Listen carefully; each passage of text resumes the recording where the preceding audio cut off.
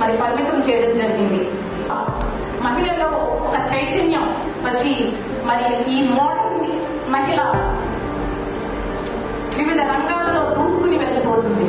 Nykaa app, ఎందుకంటే అది ఒక బ్యూటీ ప్రొడక్ట్స్ ని సెల్ చేసేటువంటి యాప్ అన్నమాట. దాన్ని ఫాల్గుని నాయర్ అనే ఒక మహిళ తన వినూత్నమైనటువంటి